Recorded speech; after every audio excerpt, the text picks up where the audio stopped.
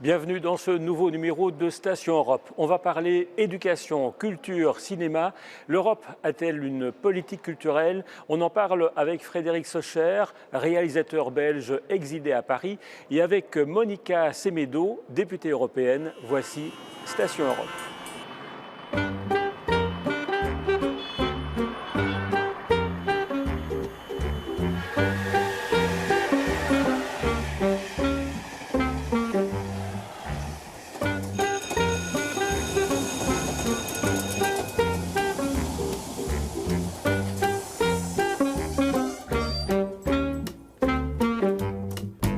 On se retrouve sur le plateau du Parlement européen à Bruxelles. Et tout d'abord, je vous présente Frédéric Socher. Merci d'être avec nous. Vous êtes bruxellois, mais vous vivez à Paris. Vous êtes professeur de cinéma à la Sorbonne. Vous avez écrit une tonne de livres sur le cinéma. Et puis votre dernier film en date sort pour le moment en Belgique et en France. Et ça même au Luxembourg, le 10 mai. Même au Luxembourg. Même au Luxembourg. Et ça s'appelle? Ça s'appelle Le cours de la vie. Alors, un film qui parle à nouveau de cinéma, comme très souvent chez vous. Hein. C'est d'abord une histoire d'amour. C'est l'histoire d'Agnès Jaoui qui retrouve son amour de jeunesse, qui est interprété par Jonathan Zakaï. Et ils ne se sont plus vus depuis 30 ans. Agnès Jaoui est scénariste dans le film, c'est là où on parle de cinéma. Et elle va faire un cours de scénario à l'école de cinéma dirigée par Jonathan Zakaï. Mais très vite, on va se rendre compte que ce cours, en fait, est directement adressé à lui, qui est un sous-texte, et que tout ce qu'elle raconte sur le cinéma est lié à sa vie. Et donc c'est vraiment la rencontre entre le cinéma et la vie, c'est ça mon obsession. Comment le cinéma ou la culture influence nos vies et réciproquement. Et Agnès Jaoui est une scénariste. Elle joue le rôle d'une scénariste également. Est-ce que ça a facilité les choses ou est-ce que ça les a compliquées? Alors, je pense que c'est une grande chance pour moi d'avoir pu travailler avec elle, parce que déjà elle est directement crédible comme scénariste, puis c'est une très bonne comédienne. Et donc il y a eu cette rencontre entre ce qu'elle est vraiment et un rôle qui a été écrit. Et donc c'est ça souvent qui fait, je trouve, la force dans les films, c'est quand l'acteur est totalement crédible dans son personnage. Et je pense objectivement que c'est le cas pour Agnès Jaoui dans ce film où elle joue le rôle d'une scénariste. Mais elle a dû lire un texte. Ah, tout est écrit. Il y avait une petite part d'improvisation comme j'aime le faire pendant les tournages, mais qui est à environ 10%. Mais toute l'histoire était écrite et surtout c'était une histoire où il y a plein d'émotions. Et c'est pas du tout un cours professoral adressé aux cinéphiles ou aux passionnés de cinéma. C'est vraiment un film qui est là pour nous raconter une histoire d'amour et qu'est-ce qu'on a manqué dans nos amours de jeunesse, qu'est-ce qui fait qu'on peut parfois rater ou réussir sa vie d'un point de vue sentimental. Alors ça se passe à Toulouse, dans une école de cinéma. Pourquoi Toulouse? Pourquoi pas Bruxelles? Alors ça aurait pu être Bruxelles s'il y avait eu du financement belge. Là, il y a un lien souvent entre production et lieu de tournage. Mais Toulouse, c'est une ville magique. C'est une ville, on l'appelle la ville rose. Et donc j'étais très heureux de tourner là-bas. Il fallait que ce soit une journée, ça soit un jour, où une scénariste parisienne va dans une ville où se situe, où vit son ancien amour. Et donc il fallait qu'il y ait ce côté coupure avec Paris. Et puis le décor est aussi un personnage. Il y a beaucoup de choses qui se passent dans une école de cinéma à Toulouse qui existe vraiment et dans le centre de Toulouse qui est, je pense, très cinématographique. Un drame ou une comédie? Alors c'est une tragicomédie. Parce que si le film est réussi, alors je ne sais pas si ça fait très bien de dire ça, si ça donnera envie aux spectateurs de venir le voir, mais s'il est réussi, on pleure à la fin. Mais par contre, on rit beaucoup aussi pendant le film. Et donc il y a plein d'émotions. La mélancolie, la comédie, la tragicomédie. C'est ça que j'aime bien, ce mélange des genres. Alors, pour avoir une idée de votre film, on va regarder immédiatement la bande-annonce. Pourquoi tu m'as invité? Parce que je pense qu'il était temps de rendre hommage à ton talent. Et il t'a fallu 30 ans pour te rendre compte de ça? Et t'as vraiment pas changé. Je crois que la première qualité d'un scénariste, c'est pas tant l'imagination que le sens de l'observation des autres et de soi-même. Et toi, t'as des enfants? J'ai une fille et un garçon. Ah. Avec la même mère? Ouais. Moi, j'ai toujours été très conventionnel, moi. La petite fiche encore de moi. Comme avant?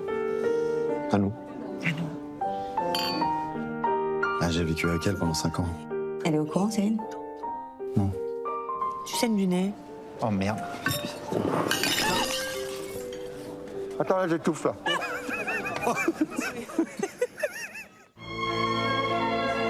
Bon, elle est comment, la scénariste, alors? Stylé.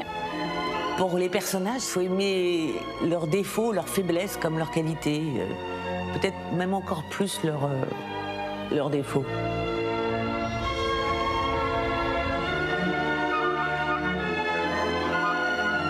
J'aime les histoires. Elles peuvent changer des vies. Elles peuvent même changer le monde.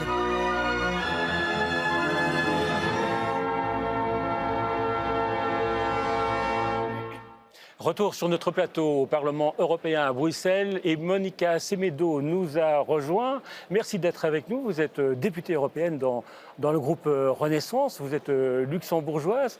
Cette bande-annonce, ça vous donne envie d'aller voir le film? Bah oui, toujours. Bah oui. Est-ce qu'il y a un cinéma luxembourgeois, Monica Semedo? Bien sûr. Pendant des années, il y a les films de Andy Bausch qui sont vraiment tradition.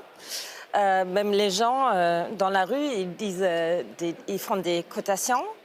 Mais aussi des jeunes réalisateurs qui ont du succès sur Netflix, dans les cinémas luxembourgeois. Mais aussi des acteurs ou actrices comme Vicky Krieps qui sont à Berlin, vraiment très populaires. Et donc, je crois qu'on a une bonne scène luxembourgeoise. Et je me rappelle dans les années 90 qu'il y avait Demi Moore, Brad Pitt, tous les gens, Patrick Swayze, je l'ai rencontré, qui étaient là pour faire leur film. Donc, oui, il y en a. Alors, vous faites partie de la commission éducation et culture, ici au Parlement européen. Est-ce qu'il y a une politique culturelle européenne ou est-ce qu'il y a 27 politiques Disons ainsi, ce que nous, dans la commission, on veut, c'est qu'on harmonise un peu, qu'il y a plus de coopération transfrontalière, etc. Parce qu'il y en a, chaque pays a sa culture, aussi sa culture de film, mais c'est bien de s'échanger. Parce que comme on voit avec Bad Banks, une série sur Netflix, on voit qu'une coopération internationale, disons internationale en dehors de l'Union européenne, que ça c'est un succès dans toute l'Europe et même plus loin. Ce que nous, on ne peut pas faire, c'est on n'a pas de compétences. C'est la compétence des pays membres. Mais on peut, comment dire, donner un push. Oui. Donner des moyens de meilleur travailler ensemble. Et la coopération entre différents pays, vous connaissez ça sur le bout des doigts, Frédéric Socher. Alors, on connaît la fameuse phrase de Monnet qui disait « Si c'était à refaire, je commencerais par la culture », en parlant de l'Union européenne. Et on connaît la devise de l'Union européenne qui est « l'union dans la diversité ». Alors, comme vous le disiez, je pense que c'est très important que chaque pays peut avoir, même chaque région peut avoir sa culture, mais c'est très important aussi que ces cultures circulent. Oui. Et le problème auquel l'Europe n'a jamais, mais l'Europe n'est pas fautive, mais elle n'a jamais réussi à inverser la tendance, qui est qu'il y a très peu de circulation des films nationaux en Europe. Ça, c'est les statistiques qui le disent. Et il y a eu des programmes européens, ça a commencé avec Média, pour justement tenter de favoriser cela. Et on n'est pas arrivé du tout à cet objectif aujourd'hui. Et donc, le seul cinéma européen qui existe, disent certains, sous la forme de boutade, c'est le cinéma américain, puisque c'est le seul qui est visible partout. Je parle des blockbusters. Le dernier, par exemple, je ne sais pas, le dernier Spielberg, on le voit partout en Europe en même temps, alors qu'on ne verra pas partout le film français, on ne verra pas partout le film italien, on ne verra pas partout le film espagnol, sauf exception. Heureusement, il y a des exceptions. Et donc, comment se fait-il qu'il y ait si peu de circulation des culture européenne, de ce qui fait la force de l'Europe. Et c'est très étrange. Et donc, je pense qu'il y a une vraie réflexion pour infléchir une politique, être beaucoup plus volontariste pour permettre ce qui est à la fois un enjeu économique, mais même un enjeu de définition de ce qu'est l'Europe. Parce que si c'est l'Europe de chacun chez soi, c'est pas l'Europe que je souhaite, moi, en tout cas, personnellement. Monica Semedo, vous soutenez en quelque sorte le cinéma, la production européenne, cinématographique, notamment à travers le prix Lux. Hein. C'est un prix qui est décerné. Et ce sont des citoyens, d'ailleurs, qui peuvent voter. Il y a 5 finalistes, là, pour le moment, notamment un film belge, Close. C'est un prix qui est important pour soutenir l'industrie cinématographique européenne. Ça, c'est pour vraiment donner aux citoyens européens la possibilité de voir des films de quelques pays et de choisir leurs préférences. Moi, j'ai rencontré la gagnante de 2019. Moi, j'ai été étonnée de son film, qui donnait aussi un rôle, je crois, comme dans votre film, un rôle important aux femmes. Mais surtout, ce qu'elle m'a raconté, c'est que derrière les coulisses, elle a embauché une actrice qui a donné naissance à un enfant et elle a donné quand même une cabine, une salle pour qu'elle puisse nourrir son bébé. Et ça sont des trucs, parce qu'on a une majorité des femmes qui sont dans ce secteur de cinéma, elles gagnent moins que les hommes et elles ne sont pas dans les autres positions. Et si on est enceinte, alors c'est foutu. Et je trouve ça très impressionnante. Et donc, je suis très gré que je l'ai rencontrée et qu'elle fasse ça.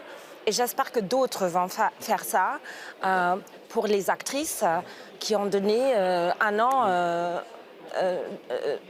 naissance à un bébé. C'est difficile d'être une femme dans le cinéma, Frédéric Socher? C'est pour ça aussi que je suis très content d'avoir travaillé avec Agnès Jaoui, qui est très militante, et à juste titre, pour qu'il y ait l'égalité, la vraie égalité entre les femmes et les hommes. Et je pense que cette égalité ne peut être atteinte que si les hommes et les femmes s'unissent pour se battre.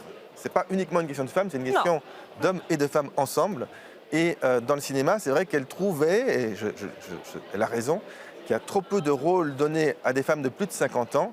Or, ces femmes existent, elles peuvent avoir des histoires d'amour, et donc il faut qu'il y ait des fictions qui racontent cela. C'est ce qu'on a fait avec Le cours de la vie. Et donc j'étais très heureux qu'elle ait le rôle principal dans mon film, et qu'à par ailleurs, elle porte ce combat auquel je souscris totalement. Mais donc c'est la force de la fiction. Je pense qu'on est profondément formé par les films qu'on voit. Que quand on voit les films d'amour, par exemple, quand on est enfant, on a envie de se projeter quand on sera adulte et de vivre les mêmes histoires. Et donc la manière dont on raconte les histoires, elle influence nos vies. C'est pour ça que le cinéma est si important. Ce n'est pas uniquement pour faire plaisir à des artistes ou à des personnes qui font du cinéma, c'est parce que ça a un impact sur toutes nos vies. Et là, je suis très reconnaissante que premièrement, vous aussi, vous montrez des femmes plus que 50, parce qu'elles existent, elles ont une vie, elles ont des passions, elles ont des ambitions. Qu'on montre ça. Une raison de plus d'aller voir le film de oui, Frédéric c'est ça. Socher. Je vous invite avec plaisir. Non, mais on a besoin de ces gens, parce qu'ils sont partie de notre société, encore toujours. Et même les femmes de 80. On voit Hollywood et on a quelques-uns, une qui sont 80 ans, ils font des séries qui marchent. Il faut trouver les rôles, il faut trouver la personne et le talent, surtout le talent dans votre métier. Et pour le reste, je ne comprends pas pourquoi il y a encore toujours un problème. Frédéric Socher, vous avez tourné avec des comédiennes assez âgées, hein, Micheline Prel notamment. Micheline Prel qui a 100 ans aujourd'hui, donc j'ai tourné il y a 10 ans, un peu plus de 10 ans avec elle. Elle avait donc 92 ou 92 ans, selon qu'on ne parle en Belgique ou en France. Et donc c'était formidable de tourner avec la doyenne du cinéma français. Mais je pense que c'est aussi très important de faire des passerelles entre les générations. Dans mon film, il y a Agnès Jaoui qui a le rôle principal, mais il y a aussi des étudiants qui sont joués par des jeunes acteurs, et il y a un échange entre eux. Et une autre question très importante, c'est comment il y a ces échanges entre générations. Je ne souhaite pas d'une société où les jeunes soient avec les jeunes et les personnes plus âgées avec les personnes plus âgées, sans qu'il y ait de passerelles. Et le cinéma peut aussi permettre qu'il y ait des rencontres entre différents personnages de différents âges, des personnes plus âgées comme Micheline Prel, 92 ans, des personnes de 50 ans et des personnes beaucoup plus jeunes. Comme dans notre société, le cinéma doit être le reflet de notre société. Mais c'est ça, et je peux seulement dire oui.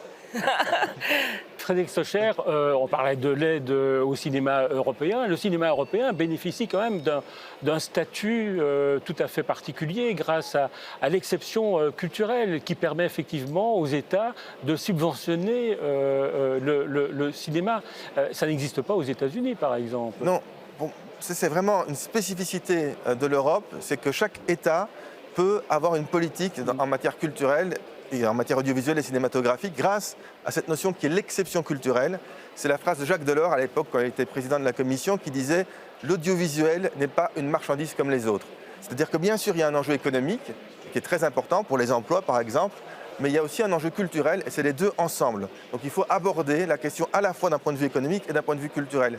Pourquoi? Parce que si on est uniquement d'un point de vue économique, s'il n'y avait pas d'aide, par exemple, au Luxembourg, parce qu'il y a beaucoup d'aides de défiscalisation, par exemple, qui existent au Luxembourg pour favoriser les productions cinématographiques, le pays serait beaucoup trop petit par rapport au marché qui est le sien, par rapport au nombre de spectateurs, et donc on ne pourrait pas être dans une logique uniquement économique. Donc c'est grâce à la conjonction entre la politique culturelle, qui est très importante, dans les pays, et je l'espère de manière plus volontaire encore, dans l'Union européenne, et la prise en compte, évidemment, de la question économique. Donc ce n'est pas être contre l'économie, mais c'est prendre les deux points ensemble, la culture et l'économie. Vous avez milité à un certain moment pour que les GAFA, Google, Amazon, Facebook financent le cinéma européen. Ça, c'est un coup dans l'eau? Alors, ce n'est pas moi en particulier, c'est plein d'associations de producteurs, de réalisateurs dont je fais partie, mais je n'étais pas en première ligne.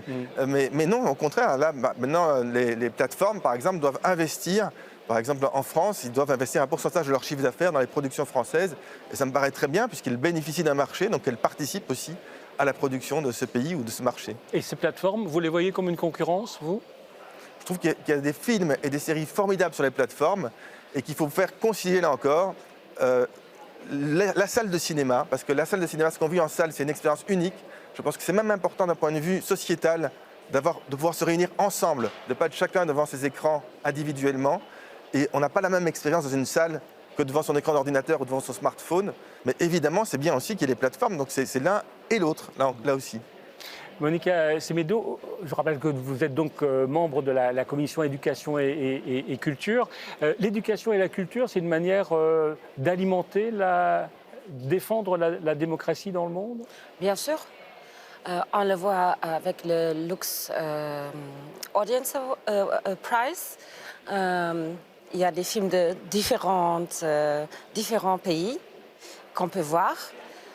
Les différentes difficultés que chaque pays a, mais aussi la différence entre le humour de Luxembourg et d'un autre pays. Et moi, je crois que, premièrement, la culture, c'est aussi l'éducation, d'une façon. Et de s'échanger, c'est en fait le cœur de l'Union européenne. D'une façon ou l'autre. Ça peut être le cinéma, ça peut être la musique, le chant, ça peut être beaucoup de choses. Et ça, pour moi, c'est le cœur, et comme on dit, united, unifié dans la diversité, pardon. C'est pour moi le cœur. Donc, et aussi le pouvoir de s'exprimer librement. Parce que ça aussi, dans mon rapport, où j'étais rapportrice sur le statut de l'artiste et le futur du secteur créatif, que j'ai souligné, premièrement, les droits des femmes dans le secteur, ou le respect. Deuxièmement, aussi de dire que les citoyens, les journalistes, les médias, les acteurs, ils peuvent s'exprimer librement et surtout si c'est pour la démocratie. Et je crois que ça, c'est important parce qu'on a des pays où c'est pas le droit. J'ai envie de rebondir là-dessus parce qu'il y a une histoire qui vient de me... Ça date d'il y a 3 jours. Normalement, mon film Le cours de la vie, qui a eu des prix au Festival de Mons, devait a été sélectionné à un festival de Casablanca au Maroc. Et on m'a dit que je ne pourrais pas aller le présenter, qu'il ne pourrait pas être projeté, parce que dans mon film, il y a une histoire, on parle d'homosexualité, et donc ça a été censuré. Et donc c'est à ce moment-là que je me rends compte, la chance qu'on a en Europe de pouvoir s'exprimer librement, comme citoyen, ou à travers un film, ou à travers un livre. Et donc je trouve ça incroyable qu'à notre époque, en 2023, il y a certains pays où, par exemple, aborder même la question de l'homosexualité pose problème au point d'interdire la diffusion d'un film. Frédéric Socher, est-ce que le cinéma européen et le cinéma américain sont toujours en concurrence? Je me souviens que vous avez fait un film pour expliquer que Hollywood avait voulu tuer le cinéma européen. Mais il y a une guerre économique. J'adore plein de films américains. Je suis spectateur de plein de films, donc il ne s'agit pas d'être anti-américain. Vous ne boycottez pas le cinéma américain? Absolument pas.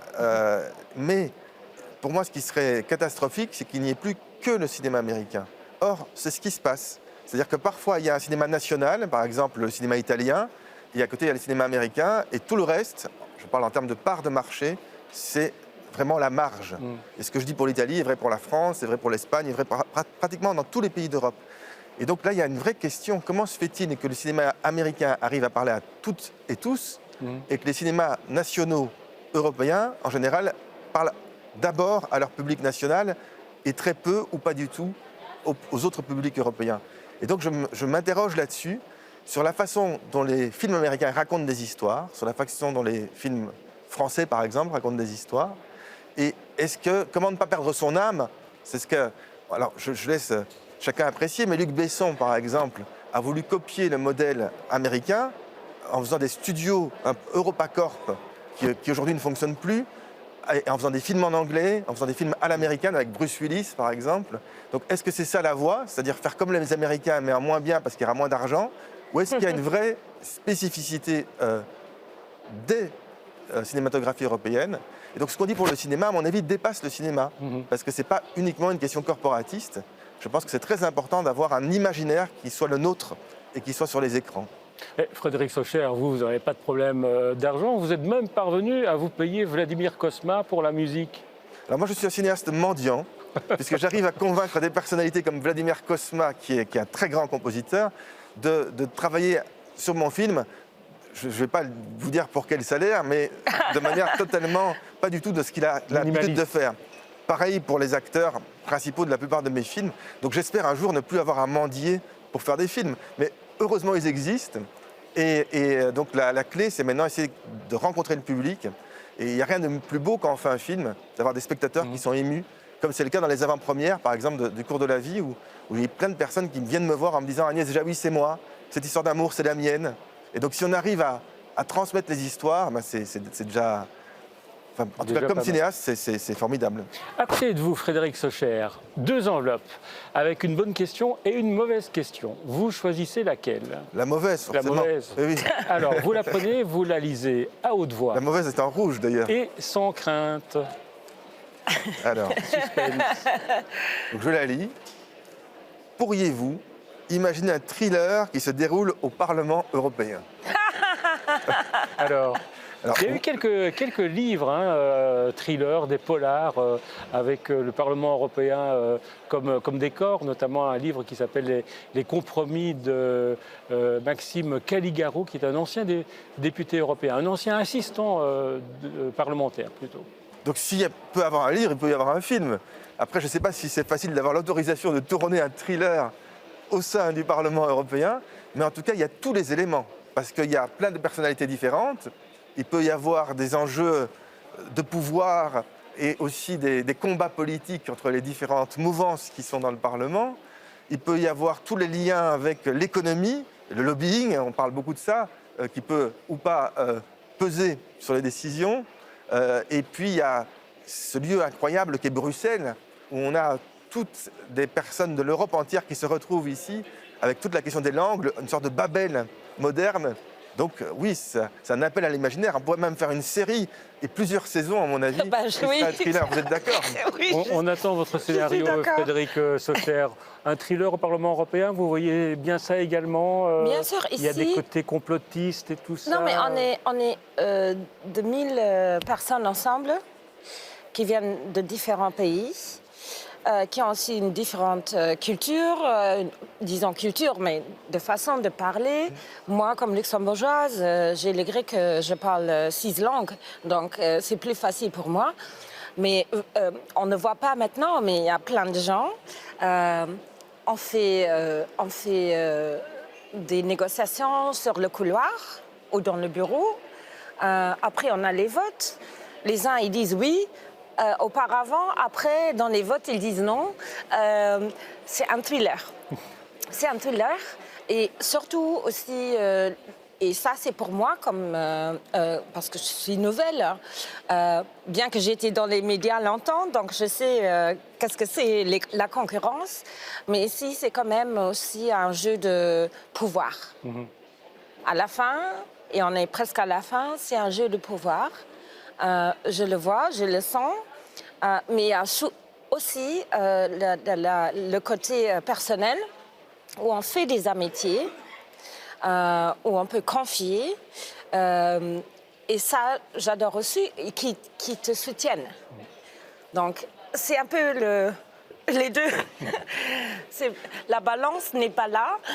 C'est une fois comme ça, c'est une fois comme ça. Mais j'adore quand même, parce que moi, je peux faire quelque chose pour les gens que moi, je connais, pour le social, pour l'éducation, pour les femmes, pour les jeunes et les gens avec un handicap. Ça, c'est pourquoi je suis Vos ici. priorités. Merci Monica Semedo, merci Frédéric Socher de vous être arrêté à la Station Europe. On rappelle que votre film Le cours de la vie sort donc ce mois-ci en Belgique, en France et même au Luxembourg. Merci à Pascal Simard et à toute l'équipe qui a réalisé cette émission ici au Parlement européen. Et on se retrouve dans 2 semaines pour un nouveau numéro de Station Europe.